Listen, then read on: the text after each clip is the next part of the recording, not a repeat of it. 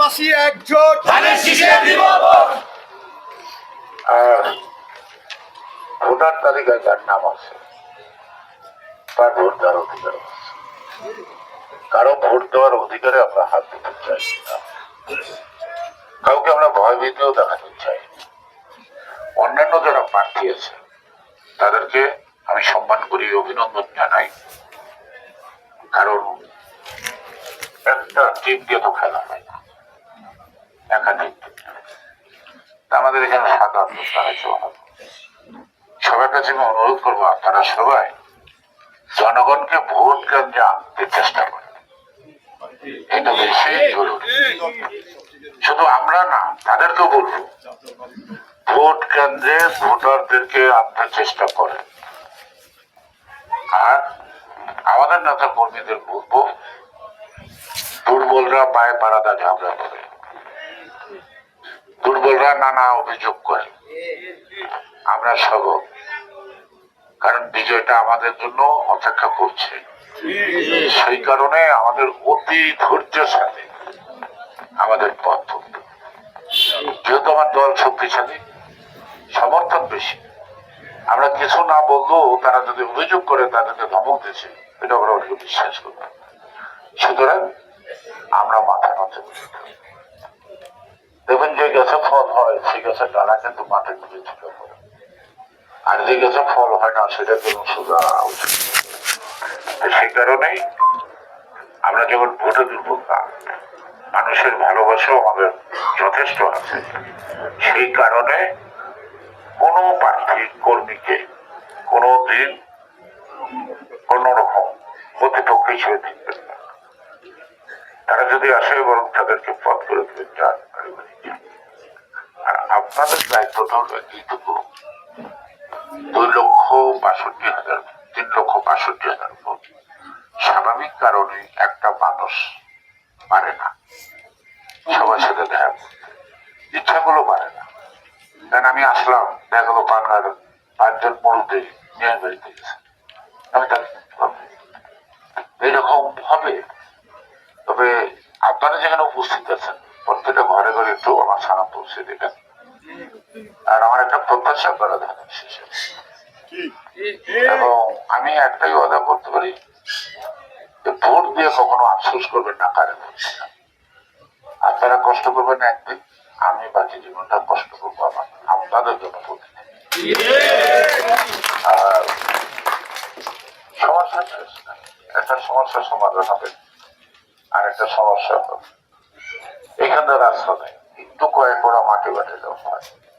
যে রাস্তাটা বললেন এটা বিছিয়ে দিল, আবার ইটাটা বিছিয়ে দিলেন, কয়েকটু কার্পেটিং করলে ভালো হতো না, কারণ চাকরি লাগে, কোমরে ব্যথা লাগে, বয়স্ক মানুষ, এটা তো আমি অভিজ্ঞতা করছি।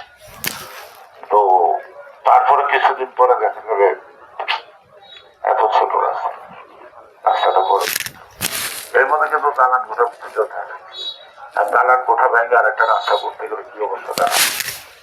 সুতরাং আমাদের চাওয়ারও শেষ নাই, কিন্তু দেওয়ার ব্যাপারটা সেই জন্য আমাদেরকে জানিয়ে পরিকল্পিত, অর্থাৎ 50 বছর পরে যে সমস্যাটা আমাদের, এটা এখন বুঝতে হবে, যাতে 50 বছর পরে কারো বাড়ি ঘর হয়ে রাস্তা কোনো করতে না হয়। এখানে একটা সমস্যা আছে, গ্যাস। আমি মিথ্যা কথা বলতে পারবো না, আমি এটুকু বলতে পারি যে গ্যাসটা আমার বাড়িতে যদি আসে কারণ আপনাদের এলাকা পাওয়া তো আমার, আপনাদের এলাকায় গ্যাস না গেলে আমার বাড়িতে এই গ্যাসটা আমি বলতে পারি ওকে হাত দিয়ে, এই যে গ্যাসের ব্যবস্থাটা আমি করছিলাম, টেন্ডারও হয়েছে, এরশাদ ক্ষমতা আসার কারণে কাজটা বন্ধ হয়ে গেছে।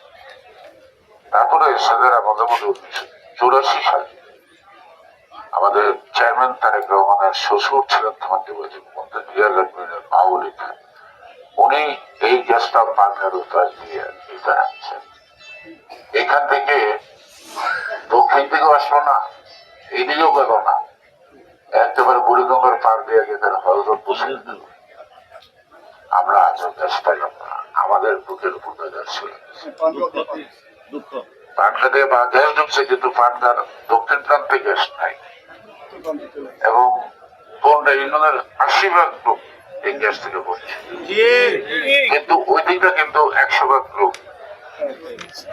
এখন জাতীয় পর্যায়ে আমাদের গ্যাসের যে কতটুকু মজুদ আছে, তাতে আমরা লাইনের গ্যাস দিতে পারবো কিনা সেটা আমি কিন্তু এখনো মনে করতে পারছি না। কারণ আমাদের গ্যাসের সন্ধানটাকে করতে হবে, তারপর তো গ্যাসের ব্যবস্থা। তো পৃথিবীর সকল দেশে এখন ওই লাইন দিয়ে গ্যাস, ওই এলপি গ্যাস ইন্ডাস্ট্রিতে তো যাই হোক, যাতে আপনার গ্যাস পান তার জন্য আমার সর্বোত্তম চেষ্টা করবে। আর আমার একটা কথা থাকবে, আপনারা হাঁটতে পারবেন না অনেকেই, কিন্তু এইবারে ওবারে যদি একটু আড্ডা মারেন, একটু গল্প গুজব করেন, তাহলে এটা কিন্তু ছড়ায় পড়ে। আমার কাছে বড় চ্যালেঞ্জ হলো যেন প্রত্যেকটা লোক ভোট কেন্দ্রে তার ভোটটা দেয়, কিন্তু যেই ভোটের জন্য জীবন গেছে, রক্ত গেছে, তাদের রক্ত এবং জীবনের প্রতি সম্মান জানানোর জন্য তারা আপনাদের ভোটের অধিকারের জন্য রক্ত দিচ্ছে, জীবন দিচ্ছে, তাদের সম্মানের দিকে তাকে ভোট কেন্দ্রে ভোট দিতে যাবে। ঠিক আছে, এখানে কে কি পার্টি করে আমি জানি না, আমার জানতে ইচ্ছা নেই। যে কারে ভোট দেবেন সেটা আমার জানার কোনো আগ্রহ নাই। আমার শুধু একটাই আগ্রহ, এই ভোটের অধিকার আনতে আমার বেশিরভাগ দুইবার মাথায় রক্ত, এই ছোট্ট মাথাটা মধ্যে ২৮টা সিটে আছে। আমার একসময় চিরুনি ডাকতো না, এখন মাথায় চুপ নাই। সুতরাং আমি ভোটের জন্য লড়াই করছি, জনগণের ভোটের জন্য। সেই থেকেই আমি বলবো, আমার প্রথম দাবি আপনারা ভোট কেন্দ্রে ভোটটা দিবেন। আমাকে ভালো লাগলে দিবেন, আমাকে ভালো না লাগে যাকে ভালো লাগে তাকে দিবেন, এ ব্যাপারে কোনো সমস্যা নেই। পৃথিবীতে কোনো অভিযোগ করছে, খবরও রাখি না, তাদের নাকি হুমকি দেওয়া হয় নাকি। তো বাইরে জমা করে জিজ্ঞেস করলাম যে তোমাদের দল কেন যেমন ব্যবসা নেতা কর্মী কেউ চিনে না, খালি আমার কানে আসে রাত্রিবেলা বরকা বুঝে বাড়ি বাড়িতে করছে, দিনের বেলায় দেখে না। তোমার কখন কে ধমকি দিল, ধমকি দিল বলো, আমি তোমার ৫টা 10টা সিকিউরিটির ব্যবস্থা করে দিই, ইলেকশন করবো। তারপর তোমার নাকি পুলিং এজেন্ট দিতে দেয় না, তুমি আইন করে কাগজ পাঠিয়ে দিও, আমি স্বভাবে দিয়ে দিই, তবু খামা খারাপ। এই ধরনের অভিযোগটা করল, এটা খারাপ কথা। আমার বক্তব্য হলো, আমার মনের দিকে সবক, সংগঠনের দিকে সবক, বাংলাদেশের সবচেয়ে জনপ্রিয় দল জিয়া রহমানের দল, খালেদা জিয়ার দল, আজকের নেতৃত্বে তারেক রহমান। সুতরাং কম পাই বেশি পাই করতে পারবো, এটা নিয়ে তো কোনো সন্দেহ নেই। সেই জন্য আমি বলবো সবাইকে বলবো, যে যে দলই করেন, যারা আমাদেরকে ভোট দিতে দেয় নাই তাদেরকে প্রজ্ঞান যেতাম যে আপনার ভোটটা দেন, আপনার ভোটটা দেন। আমরা ব্যথিত, আমাদের রক্তক্ষরণ হয়, আমরা ভোট দিতে পারি নাই। আমরা কাউকে ব্যথা দিতে চাই না, সে কষ্ট পাও, সে তার ভোটটা দিতে পারে নাই। সুতরাং সবাইকে আহ্বান করবো, আপনারা নারী পুরুষ যে যেখানে আছেন, আপনারা এইবার ভোটটা দেন। শতভাগ তো হবে না, কারণ আগে মরা মানুষের ভোট দেওয়ার নিয়ম ছিল, এখন তো মরা মানুষ ভোট দিতে পারে না। যারা জীবিত আছেন, আর আমাদের কর্মীদের বলবো, যারা একটু হাঁটা চলে কষ্ট পায়, তাদেরকে একটু ভোট কেন্দ্রে নিয়ে তার ভোটটা দেওয়ার পরে তার বাসাকে একটু পৌঁছে দিয়ে যাবে। এবং এই একটা দল থাকলেও কোন লোকটা ভোট দিতে যায় নাই, কি কষ্টটা, তাদেরকে ভোট কেন্দ্রে নিয়ে পৌঁছে এই কাজটা করতে হবে।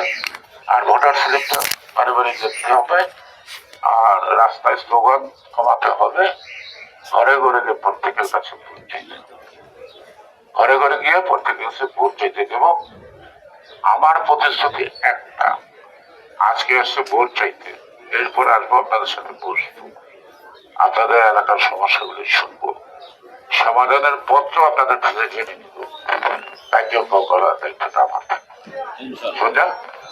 আর আমরা এই কেরানীগঞ্জ অতীতের কেরানীগঞ্জ দেখতে চাই না। এই কেরানীগঞ্জ একটা সমাজ, দল ধর্ম আলাদা হতে পারে, কেরানীগঞ্জ অভিন্ন। আমরা এমন একটা সমাজ গঠন করব কেন যে কোনো জায়গায় বিকালবেলা যখন আজান পড়লে সবাই নামাজ পড়তে চাই, বিরতই থাকুক এক জায়গায়। তো একটা গ্রামে যত দলের নেতাই থাকুক, তারা যেন সন্ধ্যাবেলা একসঙ্গে বসে চা খায়, গল্প করে। একটা সামাজিক যে সম্পর্কটা, এটাকে আমি পুনরুদ্ধার করার চেষ্টা করি, পুনরুদ্ধার করার চেষ্টা করি। এমন একটা দল যে কে সে মেয়ের জামাই কে বিএনপি করে, আমি শ্বশুরে করে কোথায় সন্তুষ্ট হইতে পারে নাকি? সে মেয়ের জামাই দল করে না, কিন্তু তার মেয়ের জামাই কেনই দল করে, ওই কৈফত তাকে দিতে হয়।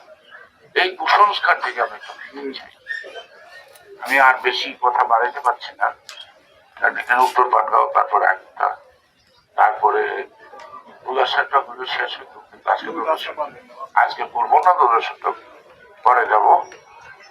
এবং দোয়া করবেন যেন সুস্থ থাকি, আপনাদের পাশে আসতে পারি।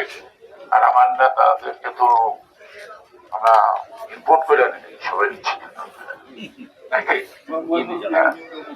না না, আমাদের যে বিএনপি যারা নেতৃত্ব ওরা সবাই নিচ্ছি না, তাদেরকে একটু সহযোগিতা করেন। আপনারাও একটু কষ্ট করেন, সবাই কষ্ট করে কোনো কিছু প্রাপ্তিতে আনন্দ দিচ্ছে, ঘরে বসে বসে প্রাপ্তিতে আনন্দ নেই। একটু সবাই মিলে আমরা পরিশ্রম করি, সবাই মিলে যেন সেই পরিশ্রমের ফসলটা ভোগ করতে পারি। ভালো থাকবেন, সুস্থ থাকবেন। বাংলাদেশ জিন্দাবাদ, ধানের শেষ জিন্দাবাদ।